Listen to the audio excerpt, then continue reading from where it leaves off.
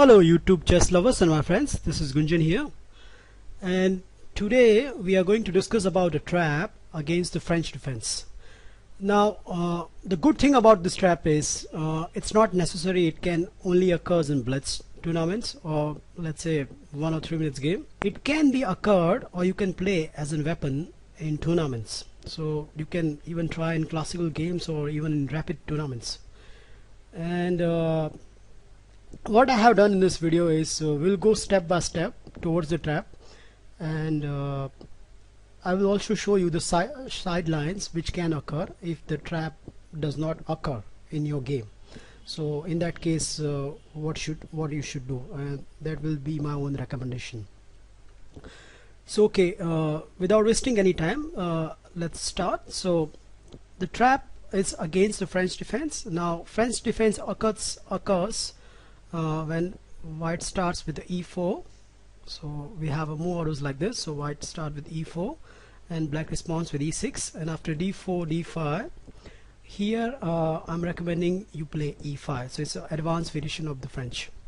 Now the most obvious response is the c5, and after c5 there is a line which goes like we play c3 like this.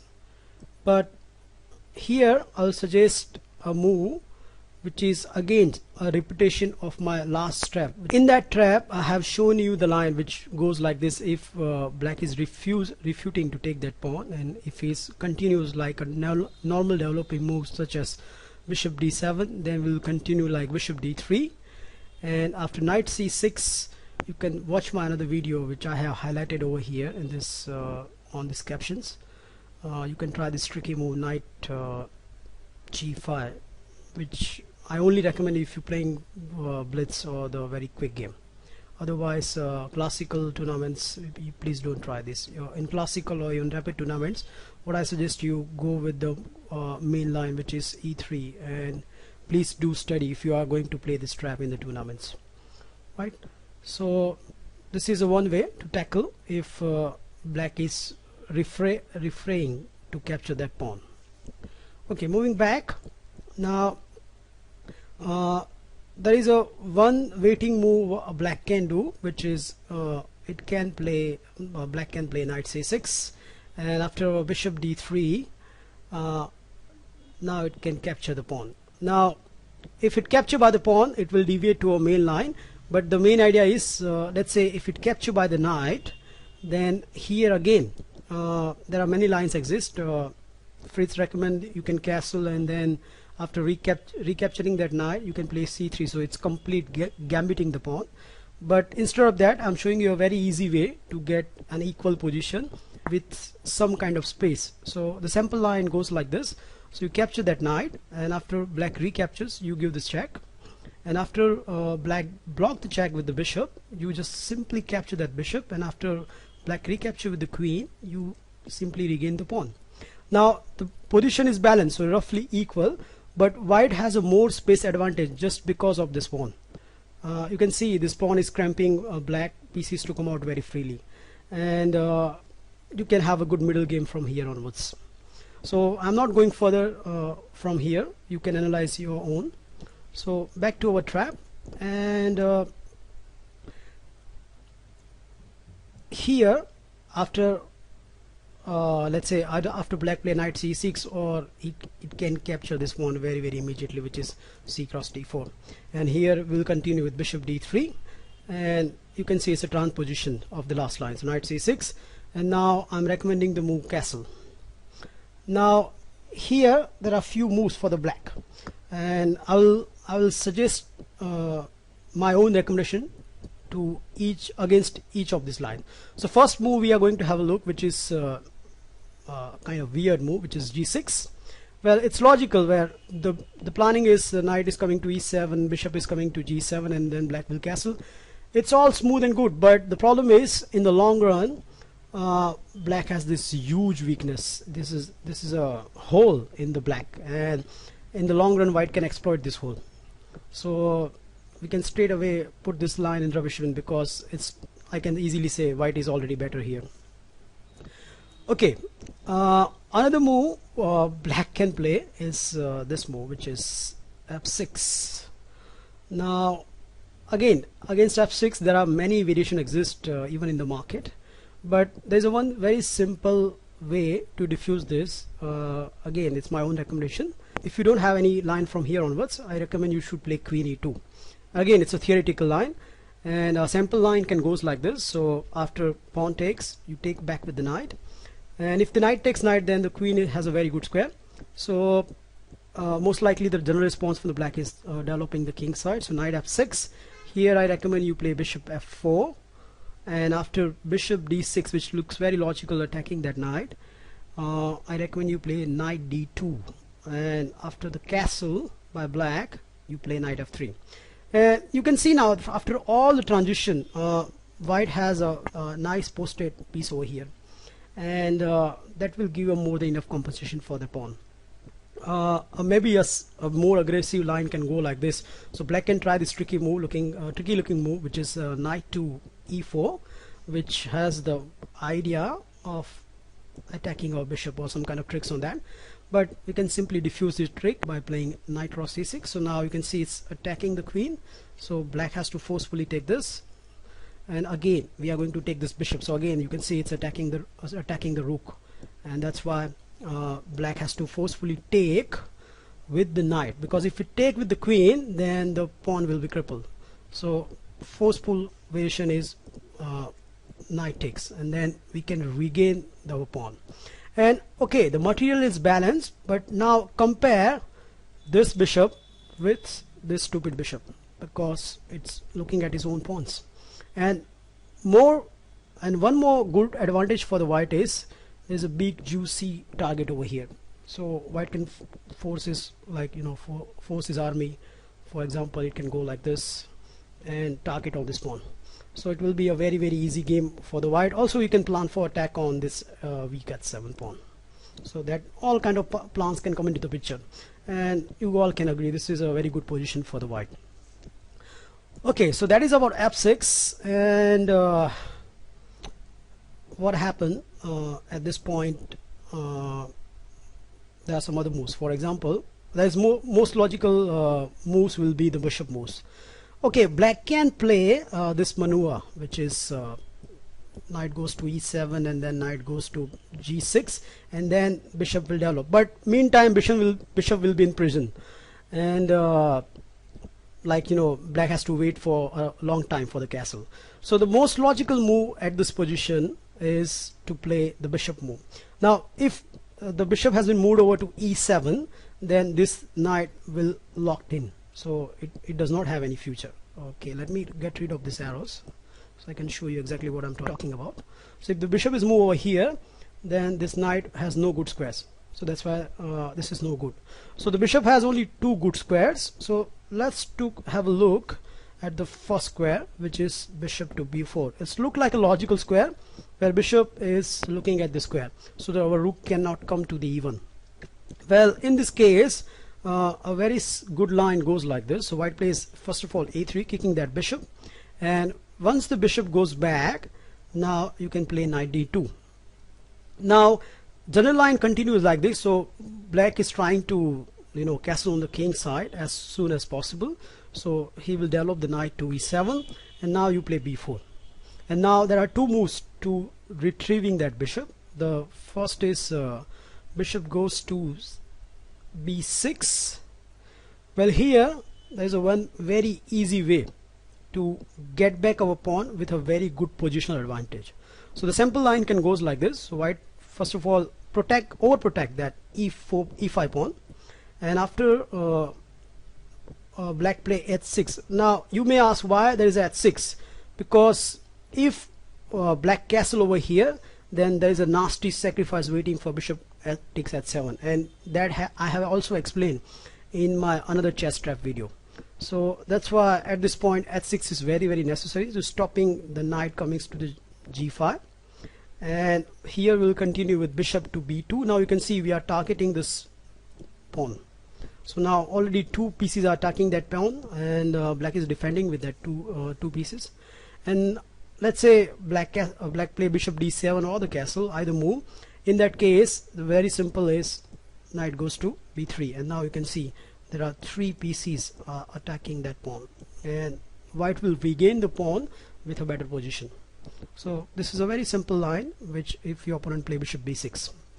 Now if your opponent is going to play bishop to c7 after we play b4, then again the plan is very simple. So what we are going to do is we play our bishop to here, our knight goes over here, our rook goes over here, and again we'll regain the pawn. And you can see right now the black pieces are not like actively developed. So you can see this queen is a kind of liability right now. It does not have a good square. Also this bishop does not have a good square. So it's a very good position for a white, and especially over this pawn, e pawn is a great asset. Okay, so that is about bishop b4. Now if the most logical move here is bishop c5, which kind of overprotecting that pawn, and this is most usual response will become when you're playing this line. And now here I recommend a tricky move, which is a3, and this is a very tricky move, because let's say if black goes on the king side development, so for example if black goes like knight e7, and after we play b4, I think that pawn is gone. Let's see how. So there's only one space for the bishop, so bishop goes back to b6, and after we play b5, knight goes to a5, and after bishop b2, bye bye pawn, because there is no way black can hold on to that pawn. So that's why it's very important here for black to stop b4, and that's why the most usual response instead of knight e7 is to play a5 to stopping that pawn, stopping b4. So here we will continue with rook e1, and after knight e7 we will play knight d2. Now you may ask what exactly white is doing over here. It seems like we have given up the pawn, and seems like we does not have any plans right now. We are not doing anything. We are just maneuvering our pieces, but we are not doing anything. But you will see what an attacking plan white have. Okay, so after knight d2, again black has a two response. If it's going to castle, then he has to face this move, which is bishop takes h7. And again I recommend you go through my another video, which I have specially, it's known as a chess trap 2 and Greek gift. So I recommend you go through that video, and I can show you some sample examples, like if the king takes, then the knight check, and after king goes to back, queen h5, and Fritz is showing that it's almost lost, mate in 10 moves at least. So that explains that black has to play first of all this move, knight g6, to stop that bishop takes h7. And here we will continue with this knight maneuvering. So knight goes back to f1. Now again the most logical move is castle, but before castle black can play this move. So either way it will be a transposition. You can see this queen right now does not have any good squares. So f6, g5 or h4 does not have the squares. Also it does not have any good square, because if it goes to d7 then it blocking the own bishop. So most logical square for the queen is, at this point, is queen goes to b6, with the one merit which it's stopping right now this bishop to go anywhere, because otherwise this pawn will be hanging. So it's kind of black, which is black queen, which moves to the b6 with the purpose of developing a piece, a queen with active square, and also stopping white for further development. Anyways, white will play knight to g6, and after castle, now we are all set up to play our trap, and our trap starts with this move, knight to h5. And I can't tell you, probably I just known this trap from last probably 2 to 3 months, and already 20 people are victim of this trap. I got like exactly same position in 20 games, and I won all of them. So it's that much dangerous, this position for the black. Now let's see some of the games from here, some of my own games. So one of my opponent play here bishop d7, and this is a big blunder. Now I wonder if you can spot amazing move over here. I'll give you some time, think about it. Okay, the move is bishop at 6. Now in my game my opponent thought that I made a like slippery move, so my bishop, I want to put my bishop on g5, but instead of that I put it at 6. So he immediately took this. Of course it was a like 3 minutes game, so it's not an accurate game, but after this knight check he realized that it's a lost position, because either king goes to g7 or in the game he played h8. Then I simply snap off that bishop, and now you can see it's not only we are regaining the material, but now we are forking the queen and a rook, so it's almost lost position for black. So that is one thing can be occurred. And let's say even if the black does not accept that bishop, more or less the bishop will capture that g pawn, and that bishop will be really monster on sitting on that g7. So that will be great for white. In another game, one of my opponent played this kind of waiting move. So he played this move, a4. So idea is very simple. He wants to play the knight from here to here, and like gaining some kind of space on the queen side. But to be surprised, white can play the same move, bishop at 6.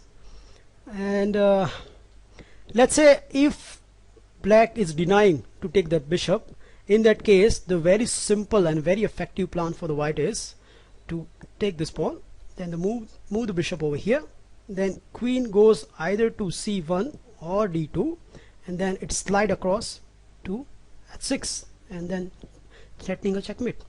And it's very effective and very hard to stop the plan for the black, and that is why it's very much essential for black right now to take this bishop. And after in one of my game, my opponent took this bishop after a long thinking. Can you guess a winning continuation from over here?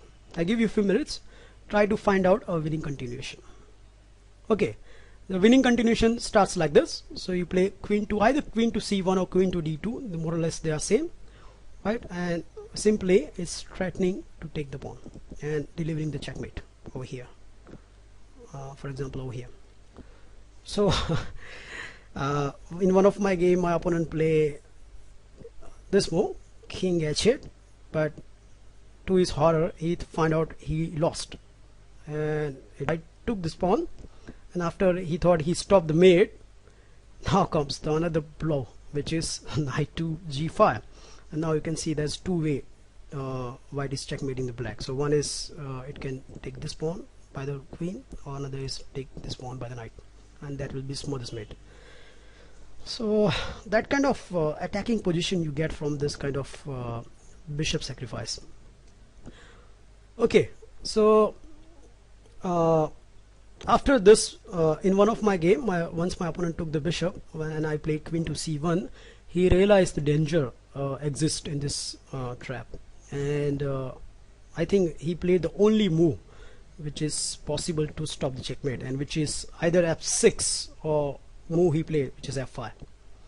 And now there's a very simple continuation here for me. So I played en passant, so I took that pawn, and you can see black rook cannot take the pawn, so he played rook to f7, stopping the checkmate. Anyways, I took that pawn, and after he played this move, bishop to f8, I simply put my queen over here, and now you can see so many threats over here.